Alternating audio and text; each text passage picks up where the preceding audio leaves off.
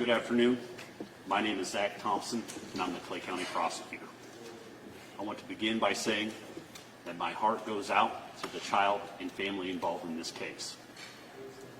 My goal during this process has been, and will remain to be, seeking justice for him. I wish him and his family strength and healing moving forward. This afternoon, my office received a criminal referral from the Kansas City, Missouri Police Department. After a thorough review of the case file, the appropriate laws, and information gained during the investigation phase of the case, I filed 2 felony counts. In count 1, the defendant, Andrew D. Lester, is charged with the Class A felony of assault in the first degree in that on or about April 13th, 2023, in Clay County, Missouri, he knowingly caused physical injury to P.Y. by shooting him. This is an A felony. It carries with it a range of punishment of up to life. In count 2, the defendant is charged with armed criminal action. This is an unclassified felony and carries with it a range of punishment between 3 to 15 years. The state is alleging the defendant committed the felony of assault in the first degree as charged in count 1 by, with, and through the knowing use, assistance, and aid of a deadly weapon. As a result of these charges, a warrant was issued for Mr. Lester's arrest, and bond was set at $200,000.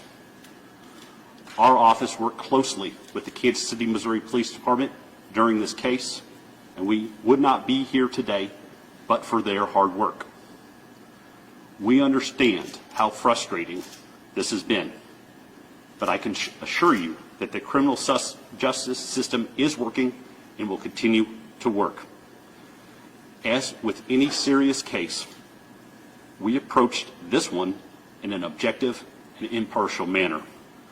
We look forward to obtaining a just result. With that being said, and understanding this is a pending criminal matter, I will do my best to answer a few questions. Mr. Prosecutor, from Fox 4, how did you arrive at this so quickly? Just yesterday we were doing a news conference and so little was known. Now the case file was brought over from KCPD today, and we're here just a couple hours later. A charging decision was not made until a thorough review of the file occurred. We worked closely with the Kansas City, Missouri Police Department during the course of the investigation and used information from that investigation in making our decision. Prosecutor, is Lester in custody? My understanding is Mr. Lester is not in custody. The arrest warrant was recently issued. It's my understanding that the appropriate law enforcement agencies have this information and are taking appropriate action. Why no murder charge or attempted murder? Sure. The defendant is charged with an A felony. It's the highest level of offense in the state of Missouri. It carries with it a range of punishment of 10 to 30 years or life imprisonment. Other charges may not carry that same level of range of punishment. Can you say anything about what happened with what he's alleged to have done? I don't want to litigate this case in the press. It's been my goal from the very beginning to get justice for the child involved in the case. And I don't want to jeopardize that by talking about the facts to the media. Are possible hate crime charges potentially here?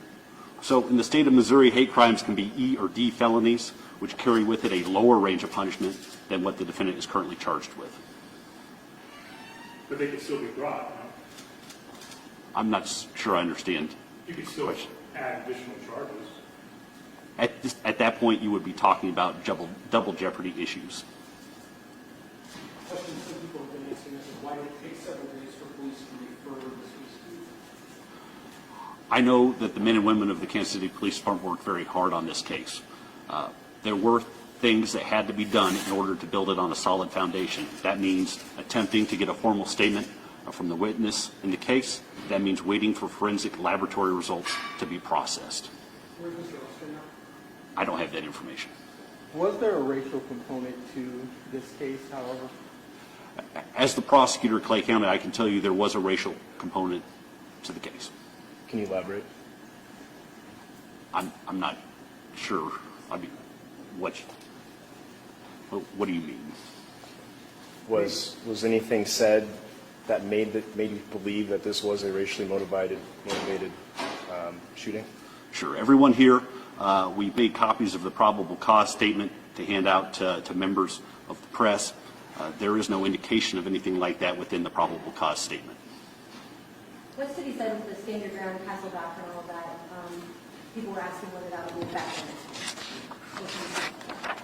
Sure. Self-defense in the state of Missouri is controlled by Section 565031 and states, subject to the provisions contained in the statute, that a person may use physical force upon another person to the extent he or she reasonably believes such to be necessary to defend himself or herself or a third person from what he or she reasonably believes to be the use of imminent use or unlawful force. Beyond that, I don't want to comment specifics on the case in order to protect the integrity of the process. Do you know why Mr. Lester was only held for about an hour at the police department before he was let go? So in Missouri, the charges have to be filed within 24 hours of an arrest, or the defendant or suspect is released. In this case, it was clear that additional investigation needed to be done so that the case could be built upon a solid foundation. Do you believe he's still in the area? I don't have any information regarding his specific whereabouts, but it's my understanding law enforcement is aware of the situation and is taking all appropriate action.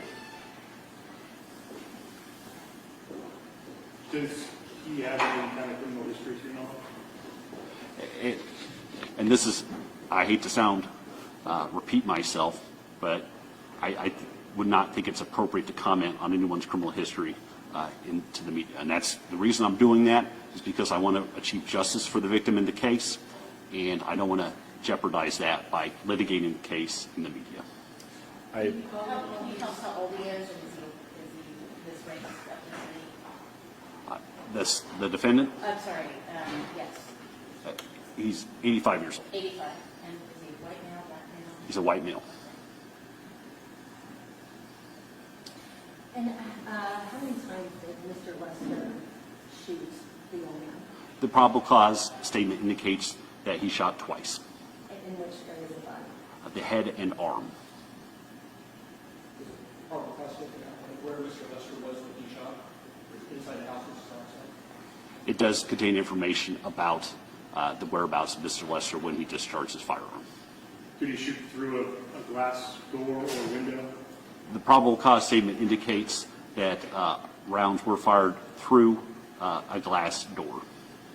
And the young man never entered the home in any way? They were on the front doorstep, presumably? The probable cause statement indicates that the victim in the case did not cross the threshold. Did they knock on the door, ring the bell? So those facts may be in dispute, so I'm not going to comment on that. And it's still your opinion or the belief that they were there picking up siblings and they were there by mistake? That's the evidence we have in the probable cause statement. So do these charges mean, in your judgment, Mr. Lester did not act reasonably? After a thorough review of the case, the facts of the case, I believe that a felony assault charges were appropriate, and also armed criminal action charges. Can you tell us if the two spoke when they interacted? The probable cause statement does not indicate that any words were exchanged. What resources are you aware of that could show some of those facts that are in dispute as far as home surveillance or police dash video? As part of the investigation, law enforcement investigated that possibility that the incident would have been caught on camera, on video. That is not part of the case file. Did anyone else witness this? It's my understanding, no. The probable cause statement does not indicate that. And there was no doorbell video? I'm sorry if you've already answered that, but was there any other video of any type? Sure, the probable cause statement indicates that there was no video of the incident. Do you know what kind of gun it was? Can you talk about the gun? It was a .32 revolver. Did he legally have that gun? Mr. Lester had like a right to, I know he's right to security, does he have any sort of credentials, anything like that? Any sort of paperwork? I don't have any information in regard to that. Can you tell us what level penalty you'll be seeking on the Class A felony charge, first degree assault? So the range of punishment on the A felony is between 10 and 30 years or life imprisonment. The range of punishment on the armed criminal action is 3 to 15 years. And that being said, that's the range of punishment available in the case. As far as trial strategy and talking about the case and litigating in the case in the media, I'm not going to do that because it's important to me to protect the integrity of the process and get justice for the victim. What's the conversations been like with the family? We are continuing to make efforts to speak with the family. I visited the house today, and I look forward to communicating with them further. I just want to clarify, there's no made contact with Lester since. I'm sorry? You have not made contact with Lester. I've not made contact with the defendant, no. What would be your message to the community? My message to the community is that in Clay County, we enforce the laws and we follow the laws, and that does not matter where you come from or what you look like or how much money you have. Everyone is held to the same standard. And nothing about this process was different than any other investigation in your mind? I think the Kansas City Police Department worked extremely hard. Lab results were obtained on an extremely short timeline. That's not something you see every day. All right. If there are no more further questions, I thank you for your time.